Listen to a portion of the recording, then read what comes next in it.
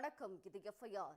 நாட்டின் பல்வேறு இடங்களில் நிகழ்ந்த குற்றங்கள் மற்றும் அதன் பின்னணி பற்றிய தொகுப்புகளை இப்போது பார்க்கலாம்.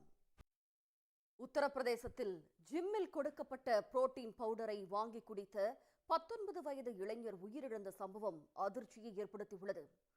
இளைஞருக்கு புரோட்டீன் பவுடரை விற்ற ஜிம் உரிமையாளர் மீது நடவடிக்கை பாய்ந்ததன் பரபரப்பு பின்னணி என்ன? ஹைதராபாத்தில் காதல் மனைவியை உயிருடன் தீ வைத்து எரித்துக் கொன்ற கணவர் கைது செய்யப்பட்டுள்ளார்.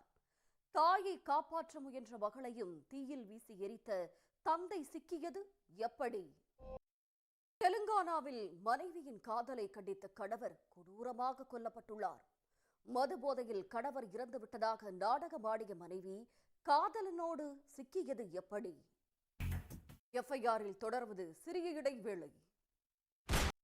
புதுக்கோட்டையில் பல் மருத்துவர் வீட்டில் 24 சவரன் நகைகளை திருடிய திருடனை போலீசார் 7 நாட்களில் கைது செய்திருக்கிறார்கள்.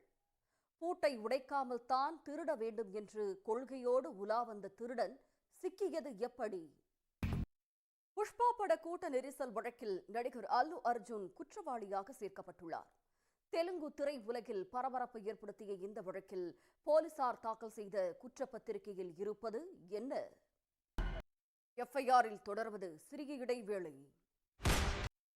ஆந்திராவில் சிம் பாக்ஸ் என்னும் நூதன மோசடியில் ஈடுபட்ட வெளிநாட்டினர் உட்பட 14 பேர் கைது செய்யப்பட்டிருக்கிறார்கள். வெளிநாட்டு அழைப்புகளை உள்ளூர் அழைப்புகளாக மாற்றி கோடிக்கணக்கில் சுருட்டிய கும்பல் சிக்கியது எப்படி? இத்துடன் எஃப்ஐஆர் நிறைவு பெறுகிறது. நன்றி, வணக்கம்.